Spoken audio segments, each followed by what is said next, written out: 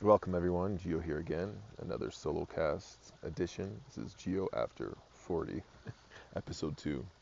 I don't know if that's going to be the name of it, but anyways, I think about naming this podcast like I name all the other ones, but nothing's really coming to mind, so we'll see how that evolves. But for now, it's just going to be solo cast 2, Elemental Geo, and I'm here in Peru. I made it. Um, and there's a bee just sitting right in front of me staring at me. I'm sitting right now on a bench looking at some really cool palm trees, and behind me are these incredible mountains. The sun is just starting to beam in.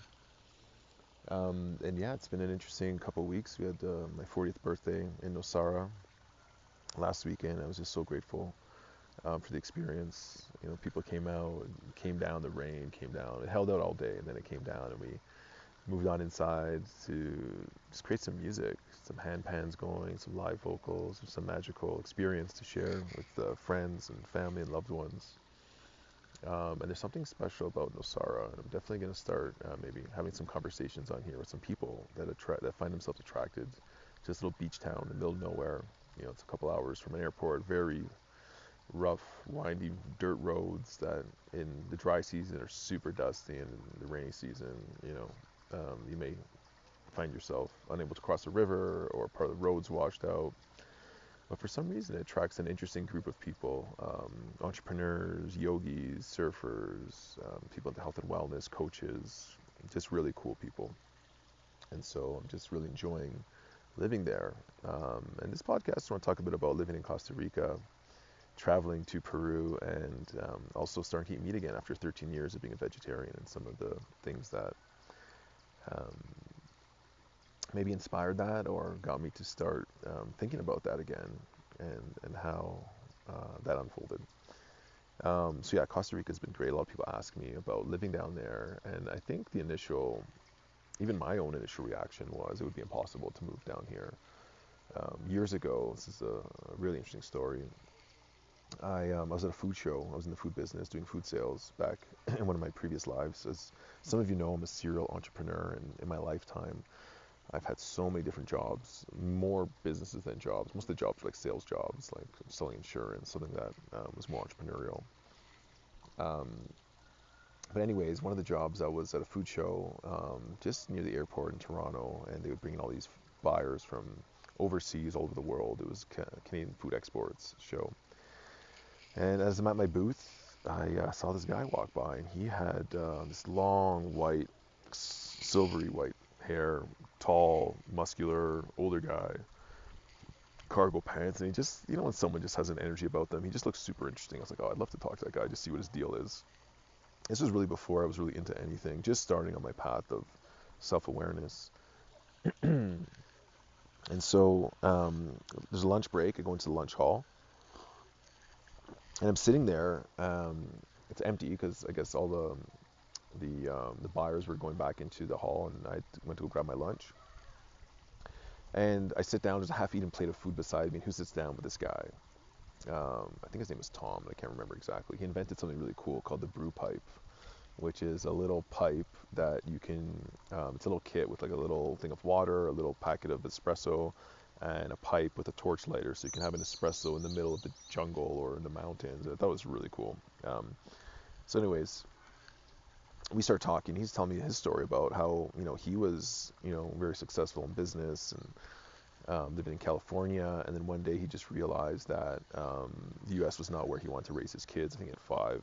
He had a bunch of kids, and he decided to go online. He found a piece of property, bought it like that day. Went home, told his wife that they're moving to Costa Rica within a few weeks, and that they had to sell all their possessions. They'll sell their house, give away most of their possessions, and take off. And I was like, wow, that's really ballsy. And at that time, there was no like pandemic or impending doom or you know tyrannical dictatorship in Canada like we have now.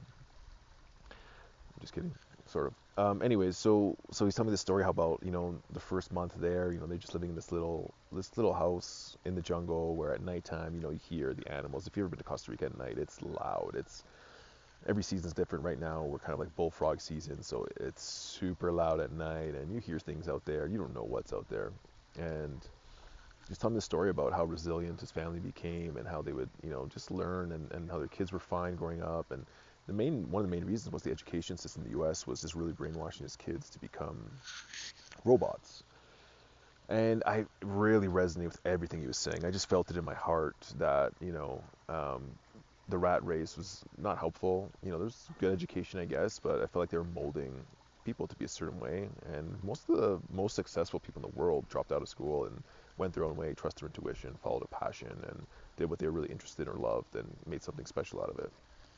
Not to say you should drop out of school if you're listening, but there are many ways to get to the final destination, or I don't think there's a final destination, but to progress through life.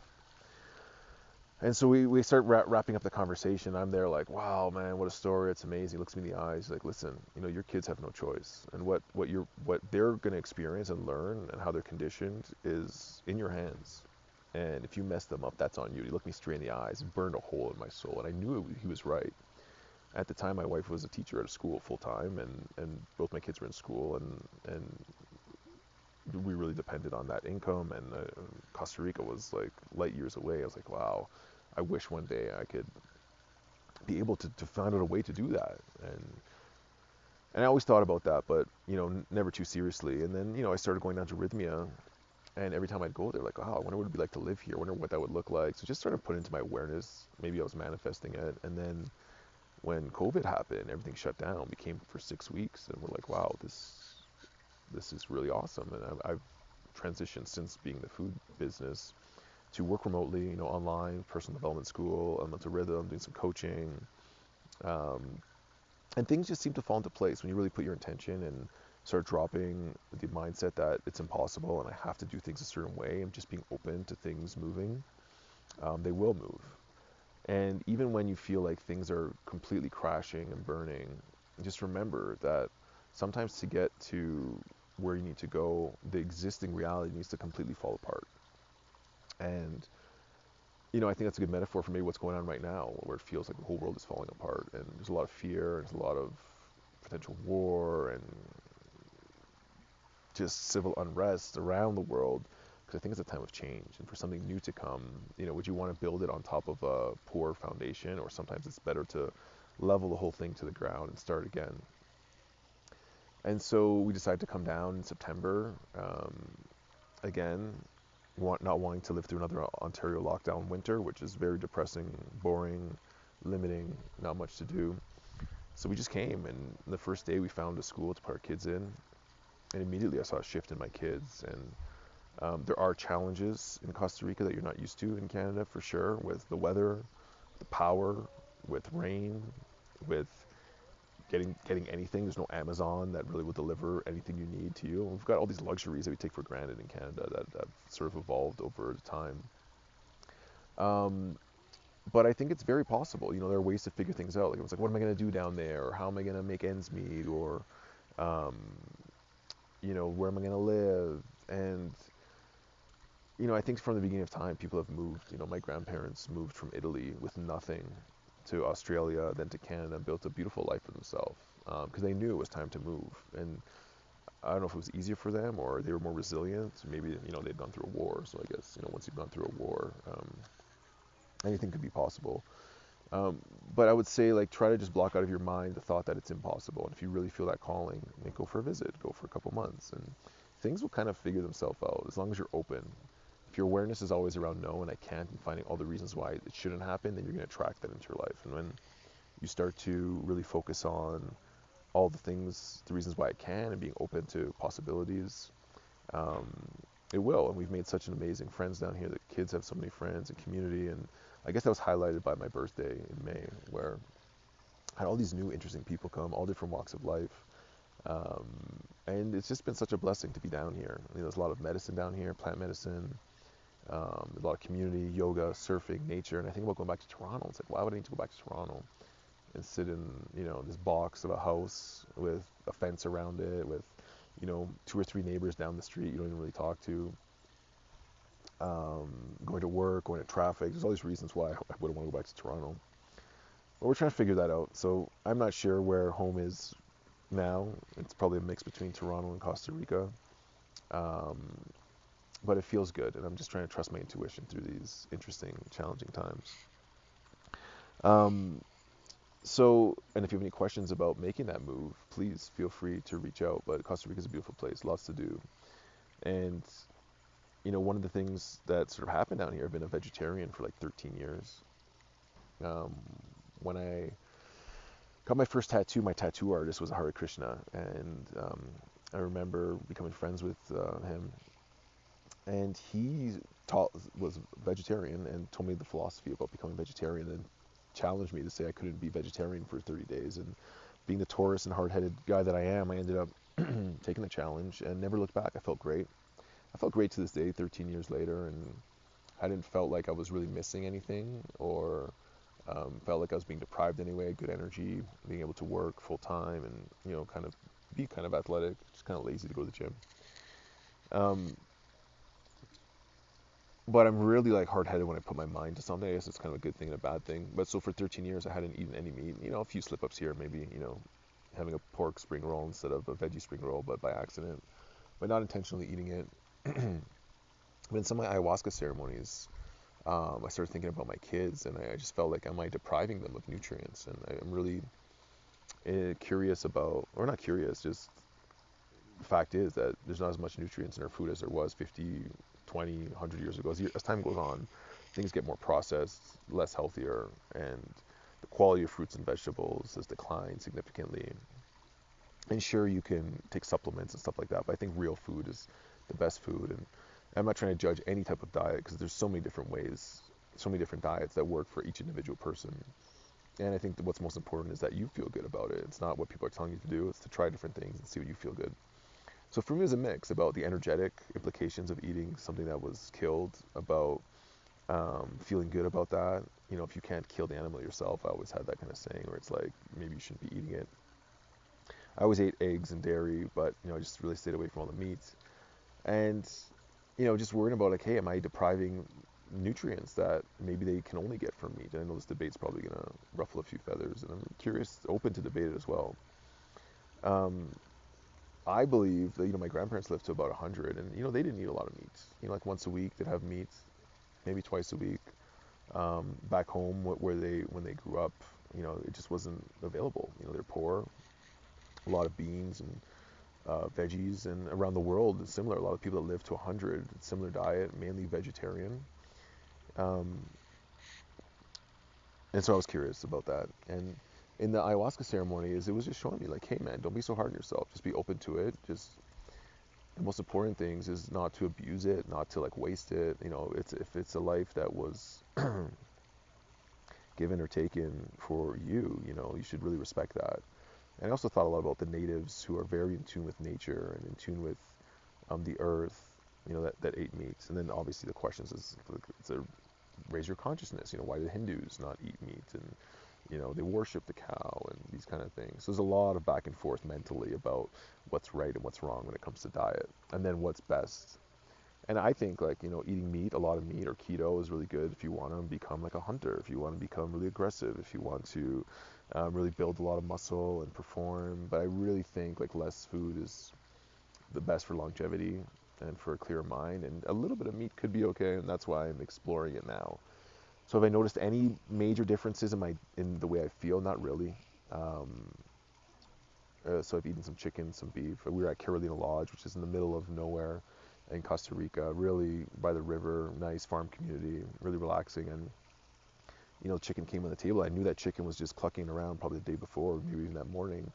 And I thought, okay, if there's ever a time to try, now would be the time. And I ate it, and it felt good. But immediately my mind was like, okay, so if we're gonna eat meat, we start setting some rules. It's gonna be only once a month. We're gonna eat a little bit, and blah blah blah. Like all these things to try to justify the way I was feeling, because the story I told and being so defensive around being vegetarian and having conscious arguments with people and the reasons why, and really also thinking about how people are gonna react to me and like all the judgment. It was like all these stories around what other people would think and judging myself. And so I was okay, like why is my mind going here? And so a couple of days later, they bring out this roast beef, and it looks really good. And again, I know this is like locally farmed, grass-fed, and again, like I'm not going to be eating like McDonald's and being very intentional about what I eat. And, I would, if I could choose, the animals to have like a full normal life, grass fed, pasture raised, etc. Because I think the energy around that is important and just really honoring it.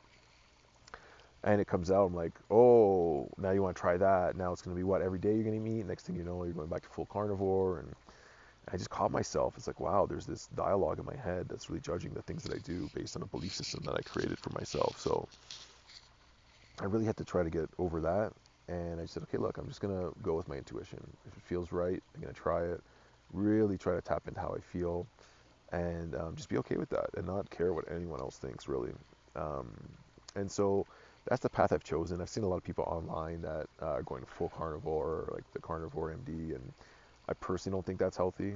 Maybe short term it will. I'll be curious to see how it's long term. I knew some people in the keto that got amazing results up front, but then over time really had some health issues. But I think health is way more than just what you put in your body. It's a big part. It's the environment that you live in. It's the thoughts that you think. It's the stress levels you have. It's the chemicals that are in your environment. Like there's so many aspects to health.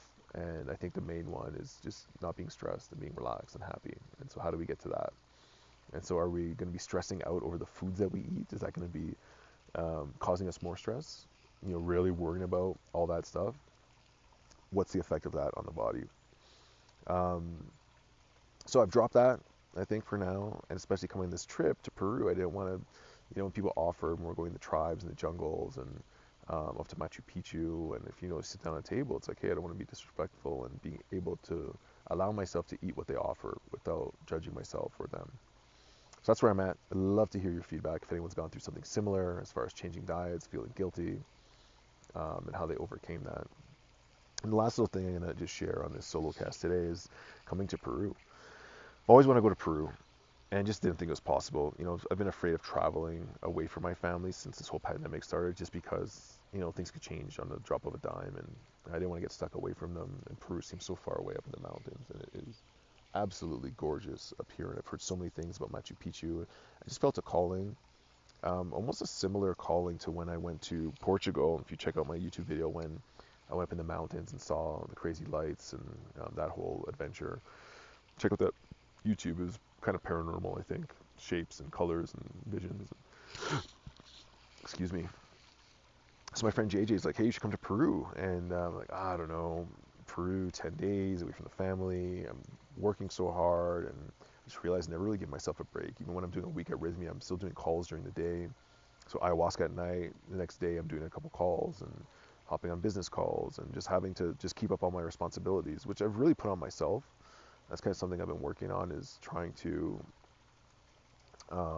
wean myself off the work. And sometimes I make excuses because I'm doing things that are positive, that are about helping people. And I don't know if that's just a way to um, maybe feed an addiction to work or enabling myself to think that it's okay to do those kind of things. So I'm trying to be more conscious around that. But I love what I'm building, and I love the teams that I have around me and the people that I work with. It's been a big shift from the old business relationships I had. And I'll make a different solo cast around that, around business and startups and all that kind of stuff. That would be a fun one. So we said, let's come, and it was probably 1% probability at that time. And then slowly over time, a few people that I knew were coming, and they mentioned it to me, and Peru kept popping up in conversation, and it was just the signs were there. And so I just booked my flights. I hadn't even registered for the trip. I booked all refundable flights just to make sure that if I wanted to go, I could go. And then a couple of weeks ago, I just committed, sent my payment to JJ, and didn't even look at the itinerary. I was working so much. My birthday coming up, people in town, just trying to get life in Costa Rica under wraps. And just the day just kept approaching quicker and quicker.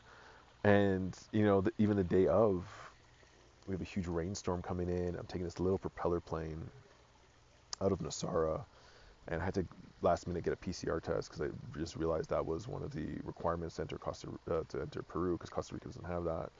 And so I'm on this mad rush. It's my mom's birthday, so we have to go for breakfast in the morning. I have to rush back home, get packed, get the PCR test, run over to the airport. I get there and like, oh, the flight's canceled. I'm like, oh shit. Like, yeah, the storm is too thick. They can't see the runway. And I'm like, oh my God, what are we going to do? Do I got to drive all the way to San Jose? I had to catch a 6 a.m. flight the next morning. And again, I was just like, okay, well, I just need to surrender and trust that I am where I need to be. And if I'm not supposed to go on this trip, yeah, I might have lost some money, but the money's not important. Maybe there's a reason why I would have to stay back. Maybe it's actually I'm needed here or whatever. Like, just not to attach to the outcome. As soon as I surrendered, the plane filled up in Liberia. It made 3 attempts to land in Asara, couldn't do it. Came back for one final run, and you kind of like see it coming down, like way off of the runway. There's no lights on the runway there, and it just like pulls like 90-degree turn, and like was able to land. We got on. There's a video on my Instagram. You'll see us like going through the fog. I can't believe, like, it was kind of scary actually. And then we got here. Flight to San Jose, spent the night, hopped on the plane early morning, got through no problem, no lines, got to Lima, switched planes, flew up to the mountains, to Cusco, hopped in a car ride, drove through the most incredible mountains. Again, there's a reel on my Instagram if you want to check that out. And here I am, about to embark on this 10-day journey. We're going to be doing San Pedro in Machu Picchu. I've always wanted to go to Machu Picchu. And so 2 ceremonies, and then 2, we're going to the jungle in the Sacred Valley, 2 ayahuasca ceremonies, and a whole bunch of other stuff. I only went through the itinerary once with my wife because she was curious, and I was just open to surrender. I'm going with the flow here. And my intention is to try to find a way to find a little more balance when I get back, and to work a little bit less, to get support in the places around work that I need it, and not to try to take so much on, and to just have more grace, ease, and flow in my life, which I feel like I do have a lot of. The more I just surrender and not try to control things and control the outcome of things and try to make everything happen the way I want it to, just being open to whatever happens. So more allowing, more surrendering, more intention. I feel like I have a lot of intention in my life, and just being open to the possibilities. As we plan a trip back to Toronto this summer, a little bit curious how that's going to go. But I'm here to live my life and not to worry. And I know that I'm here just for a short time. We're all here for a short time, like 80, 100 years, 200 years if we're lucky, future advances. But like when you compare it to all of eternity, it's really a blip. It's just like a snap of the fingers and we're gone. So why live in fear and worry about what's going to happen or what could happen, and rather just go with the flow and enjoy every moment of it. And I'm reading a book, Awareness by Anthony DeMello. And he talks about all the great sages and saints in one of the opening chapters, and about how everything is always perfect. It's all good. And you may have all these, I talked about this in the last one, all these reasons to say like, hey, things are bad, things are not good, but everything is exactly the way it's supposed to be. And we chose to come here at this time to experience this exactly the way it is. And so that's how I'm rolling through life right now. Being present, I'm here to serve, I'm here to receive also, open to abundance, open to give as much as I can. And wherever that road takes me, I am going to walk it with my head up high, without fear, and just really trying to be the best person that I can, and try to help as many people along the way that I can, and being open to those that are willing to help me. So I love you guys. Thank you for listening. Hope you guys find value. Connect with me on Instagram, Elemental Chio. At the podcast, you can watch it in a few different places. And yeah, until the next time, there's no schedule on these, so I'll just pop them up if you subscribe on YouTube, or well, not YouTube, on podcasts, on Spotify or iTunes or wherever. You'll see them pop up, and I'll just remind you guys on my Instagram when they come through. All right, love you guys. Peace.